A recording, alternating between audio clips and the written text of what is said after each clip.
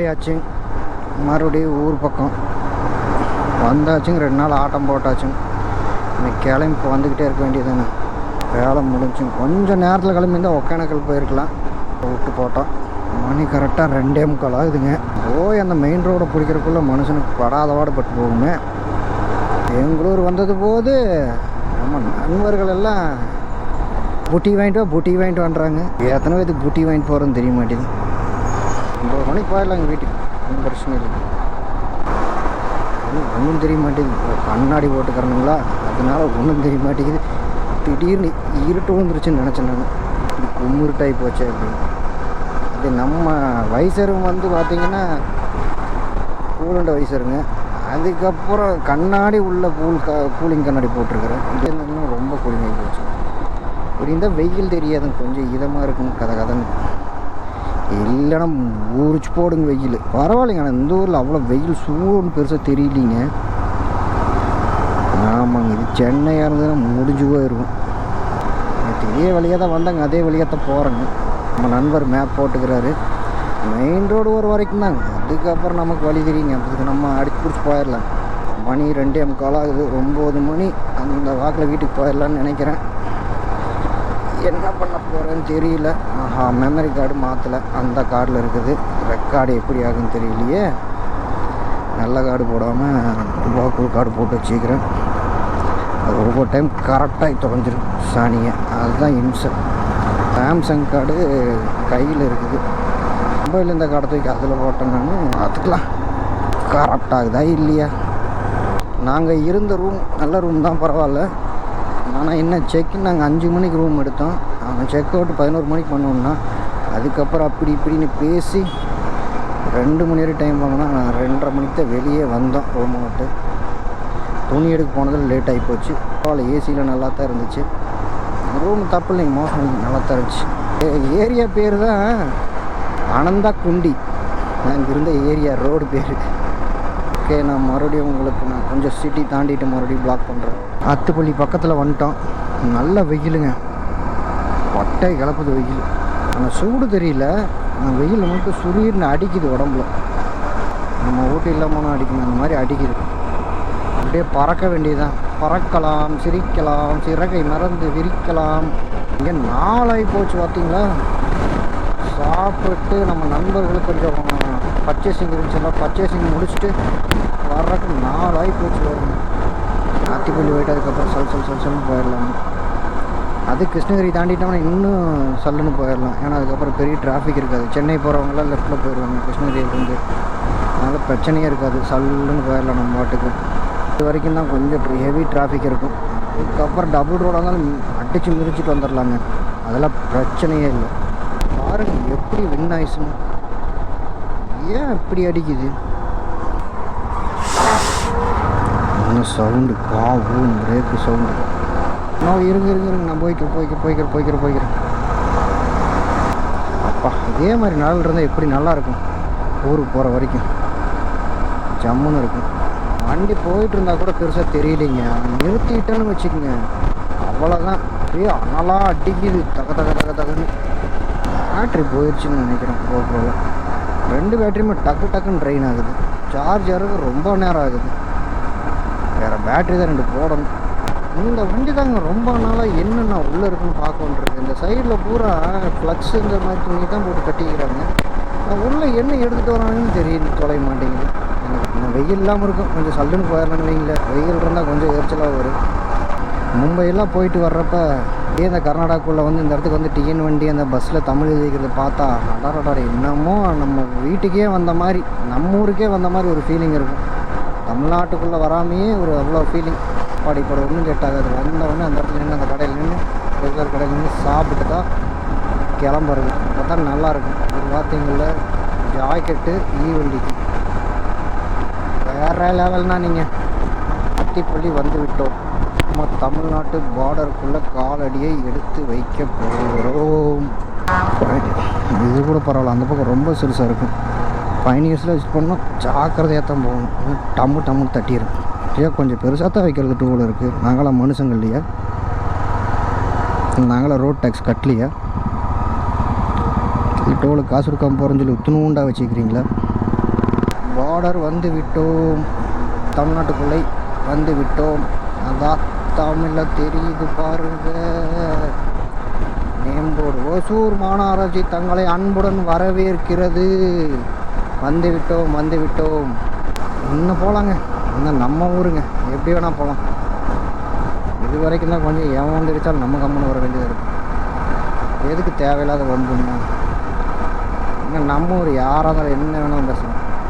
தமிழ்நாட்டுக்குள்ளே வந்தாலே எல்லாத்துக்கும் ஒரு தைரியம், நம்பிக்கை. உன் வாழ்க்கை அவ்வளவுதான் இந்த உலகம் உங்ககிட்ட சொல்லும் போது, உன் வாழ்க்கை உன் கையில தான் உங்க அறிவு சொல்றது உங்களுக்கு கேட்கலையா? உன் அளவுக்கு நீ ஆசைப்படுன்னு இந்த சமுதாயம் உங்களை அமுக்கும் போது தன்னம்பிக்கையோட போராடுன்னு உங்க மனசாட்சி சொல்றது உங்களுக்கு கேட்கலையா? இன்னைக்கு ஒரு முடிவெடுங்க, அதை என்னைக்கும் மறக்காதீங்க. தோல்வி பயம் துரத்தும், திரும்பி பார்க்காதீங்க. போதும்னு மனசு சொல்லும், வர வாய்ப்பை விட்டுறாதீங்க. என்னங்களா இப்படி தொங்கிட்டு போறீங்க? குடும்பக்காரங்களா? டோட்டலாக நம்ம ட்ரிப்பில் இப்போ வரைக்கும் 447 கிலோமீட்டர் கம்ப்ளீட் பண்ணியிருக்கோம்.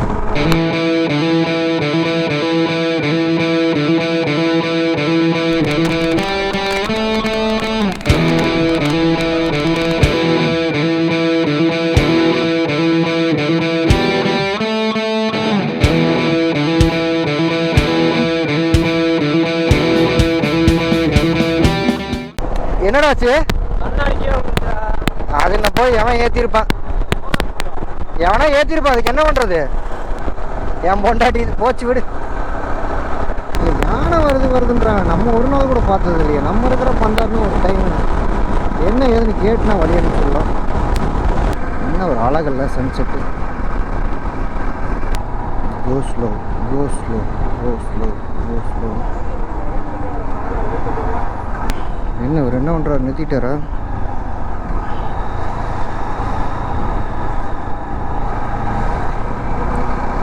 இதில் டோல்கேட் போட்டில் விட்றாங்களா? என்னமோ புதுசாக பண்ணுறாங்க. இதுலேருந்து மெயின் கார்டு ஸ்டார்ட்டுங்க. எல்லாம் காரில் வந்து அப்படியே பறப்பேன், பைக்கில் பறக்க முடியாது. எனக்கு ரெண்டுமே கண்ட்ரோல் இருந்தால் மட்டும்தான் எதாக இருந்தாலும் போகணும். கண்ட்ரோல் இல்லைன்னா ரெண்டுமே அதுக்கு ஓவர் ஸ்பீடு ஓவர் லிமிட் ஆகாது. இதே அடுத்தவங்க பைக்காக இருந்தால் போக முடியாது தள்ளுன்னு. என் பைக்காக இருக்கங்காட்டி அந்த கண்ட்ரோல் எனக்கு தெரியும், அதனால் நான் மேனேஜ் பண்ணிக்குவேன். இதே ஃப்ரெண்டு வண்டியில் எடுத்து வந்தோன்னா அவங்க கண்ட்ரோல், அவன் தான் வண்டி கண்ட்ரோல் நமக்கு தெரியாதுல்ல. அப்போ கண்ட்ரோல் பண்ண முடியும். என்ன பண்ணுறது?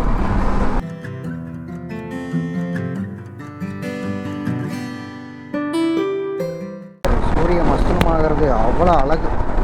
அந்த ஜில் காற்று, அந்த மலையோரத்தில் அந்த பிரேமா, அப்பா வேற லெவல் வேற லெவல். மறுபடியும் கிடைக்குமா? அக்கா அக்கா அக்கா.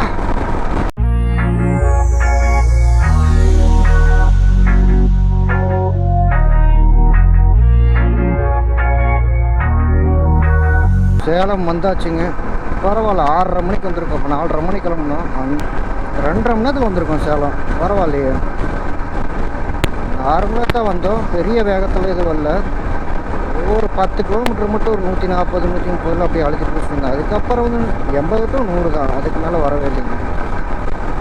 அது ஒருத்தர் சும்மா வந்து வம்பு கூப்பிட்டே இருந்தார், அதனால் அப்போ மட்டும் வந்தேன். மற்றபடியெல்லாம் ஸ்பீடே வரல. நார்மலாக வந்தால் வந்தாச்சு.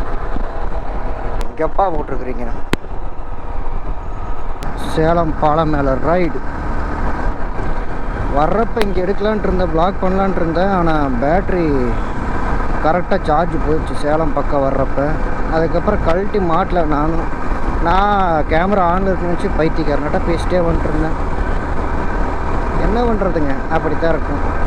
இங்கே சேலத்தில் வந்து ஒரு 3-4 யூடியூபர் இருக்காங்க, நல்லா ஃபேமஸான யூடியூபரு. மோட்டோ பிளாகிங் தெரிஞ்சால் எனக்கு தெரிஞ்சு ஹெச்ஆர். அதுக்கப்புறம் கேமிங் சேனல் பார்த்தா விச்சு கேமிங்கு, 90s கேமரு, 3 பேர். இன்னொருத்தர் யாரோ இருக்கார், எனக்கு அவர் சரியாக பேர் தெரில, ஞாபகம் இல்லை டக்குன்னு. இப்போ சேலம் நம்ம வீடியோ பிடிச்சி வருஷம் ஃபுல்லாக உழைப்போம். நமக்கேற்ற பலன் இன்றைக்கே ஒரு நாள் கிடைக்கும். நம்ம கண்டென்ட் பிடிச்சி நம்ம ஒன்றும் காசு பண்ணல, அவ்வளோதான். நம்ம ஒரு ஜாலிக்கு பண்ணுறோம். நம்ம என்ன சொல்கிறது, எனக்கு பிடிச்சது நான் பண்ணுறேன், அவ்வளோதான். அதை நான் சோஷியல் மீடியாவில் போடுறேன். பிடிச்சவங்க ஒரு ஆள் எனக்கு பிடிச்ச மாதிரி, என் டேஸ்ட் மாதிரி ஒரு ஆளுக்கு பிடிச்சிருந்தாலும் அந்த ஆள் ஒரு ஆள் லைக் போட்டாலும் பெரிய சந்தோஷம்தான். அதுக்கு மேலே எனக்கு எதுவும் வேண்டாங்க. பணம் காசு எதுவும் வேண்டாங்க. வாழ்க்கையில் நிறையா பட்டாச்சு, பணம் காசுலேருந்து எல்லாத்து வரைக்கும். இனிமேல் எனக்கு பிடிச்ச மாதிரி தான் நான் வாழ போகிறேன். இனிமேல் ரைடு தான். வேலைக்கு போவேன், கஷ்டப்படுவேன், அந்த காசு எதாவது வந்துச்சுன்னா எடுத்து ஒரு ரைட் போவேன். ஜாலி எனக்கு பிடிச்ச மாதிரி போய் 2 நாள் 3 நாள் எடுத்துகிட்டு வருவேன், அவ்வளோதான். யாரும் இனிமேல் எதிர்பார்க்கறலாம் கூடாது. போதும், இனிமேல்லாம் நமக்கு பிடிச்ச மாதிரி நம்ம வாழ்வோம், அவ்வளோதான்.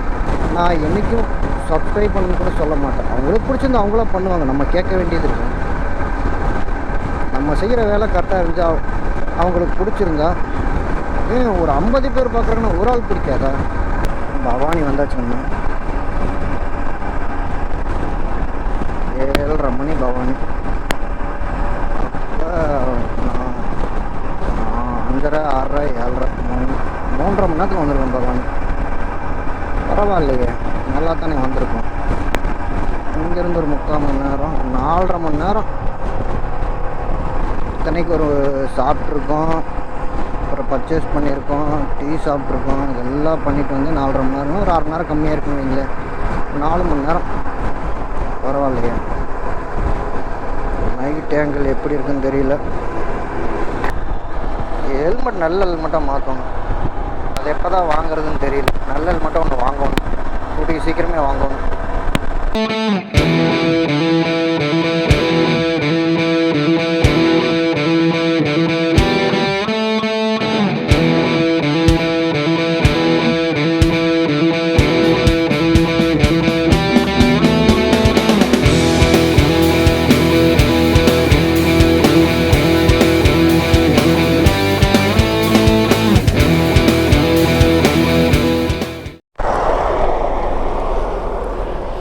ஒரு வழியாக திருப்பூர் பக்கம் வந்தாச்சு.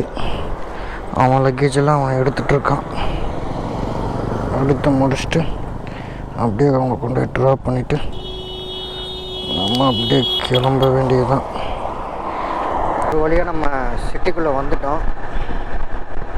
Tiruppur city entering. வீட்டுக்கு பக்கம் போக போகிறோம்.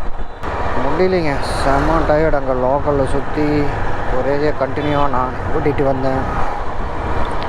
சரியான டயர்டு. அது நம்ம ஹெல்மெட் வேறு சில்வர் கிளாஸு, ஒயிட் கிளாஸ் இருந்தால் கூட மூடிட்டு ஓட்டிட்டு வந்துருக்கலாம். அதையும் மூட முடியாமல், ஒன்றும் பண்ண முடியாமல் திறந்து வச்சு ஓட்டு வந்தது. பூச்சி அது இது நடிச்சு அந்த காற்று வந்து அதுலேயே செம்ம டயர்டாக்கி விட்டுருச்சு மனுஷனை. இல்லைனா கூட இவ்வளோ டயர்டாக இருக்காது. என்ன பண்ணுறது, நேரம் கிளாஸை மாற்றணும். முதல்ல ஹெல்மெட்டே மாற்றணும். அக்ஸார் இருக்குது, அது பற்ற மாட்டேங்குது. செம்ம டைட் ஆகுது. போட்டால் மண்டை வலிக்குது, காது வலியில் பின்னி பெடல் எடுக்குதுங்க. ஒரு வேற ஒன்று எஸ்எம்கே ஏதோ ஒன்று வாங்கணும், நல்ல ஹெல்மெட்டாக ஒன்றா வாங்கணும். நான் ரைடெல்லாம் ப்ரிப்பேர் பண்ணணும். ரைடுகள் வந்துக்கிட்டே இருக்கும். பிடிச்சிருந்தால் லைக் பண்ணுங்கள், பிடிக்கலையா டிஸ்லைக் பண்ணுங்கள். ஏன் பிடிக்கல அப்படிங்கிறதையும் கமெண்ட் பண்ணுங்கள், ஏன் பிடிச்சிருக்குன்றதை கமெண்ட் பண்ணுங்கள். மேற்கொண்டு எனக்கு தோணுதை நான் செய்கிறேன். மேற்கொண்டு உங்களுக்கு எதாவது தகுந்த மாதிரி நான் மாற்றிக்கிறேன். இல்லை ஏதாவது தப்பு இருந்தாலும் சொல்லுங்கள், திருத்திக்கிறேன்.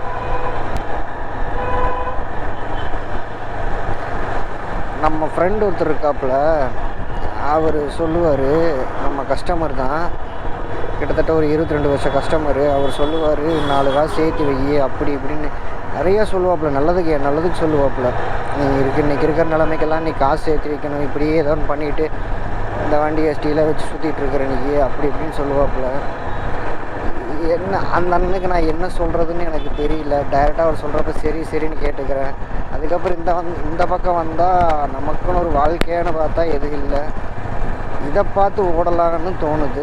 சரி, இத்தனை நாளில் என்ன நம்மளுக்கு பிடிச்ச மாதிரினா வாழலான்னு தோணுது. நான் என்னன்னு எனக்கே இப்போ தான் நான் தெரிஞ்சுக்கிட்டேன். இருக்கிற வரைக்கும் இருப்போம், சந்தோஷமாக இருப்போம். இந்த லைஃப் ரொம்ப நாள் இல்லை. எல்லோரும் இருக்கிற வரைக்கும் சந்தோஷமாக இருங்க. அடுத்தவங்க யாரும் காயப்படுத்தாமல் சந்தோஷமாக இருங்க. உங்களுக்கு பிடிச்ச மாதிரி இருங்க.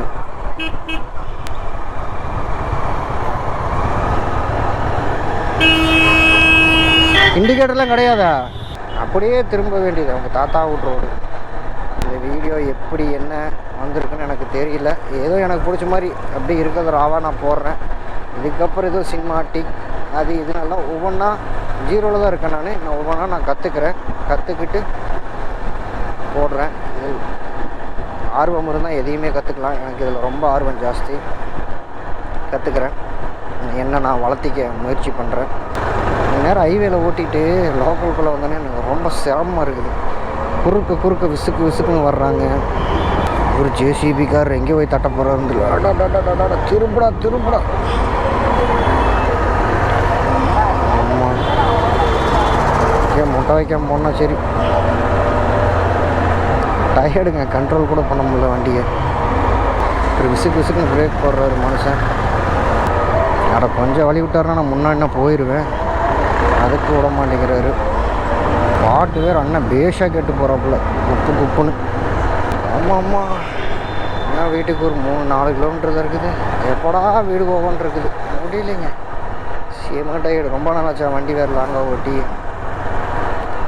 கண்ணாடி திறந்து வச்சு ஓட்டினது தான் டயர்டாக்கி விட்டுருச்சு. காற்று பூச்சி அப்பப்பா அடி நடிச்சிருச்சு. என்னென்ன படம் ஓடுது? டாடா, அகிலன். நம்ம ஊர் தாயா. எங்கே போய் சுற்றிட்டு வந்தாலும் நம்ம ஊருக்கு வந்தால் வேறு மாதிரி இருக்கு. போட்டாங்க ரெட்டை நம்பூட்டு நேரம் தெரியலையே. சார் முடியல சார், போடு சார். ஏன் சார் சாவடிக்குது? யாராவது வந்து வளட்டி விட்டு கட்ட வச்சு விட்டு போயிடாதீங்க. சுத்தமாக சத்தி இல்லாமல் இருக்கிறேன் நான். அப்புறம் ஒத்தக்கடீர்னு கீழே தான் ஒழுகணும் நான். ஓகே, இதோடு இந்த நான் வீடியோவை நான் முடித்துக்கொள்கிறேன். பார்த்த அனைத்து நல்ல உள்ளங்களுக்கும் என் நன்றி. மீண்டும் சந்திப்போம்.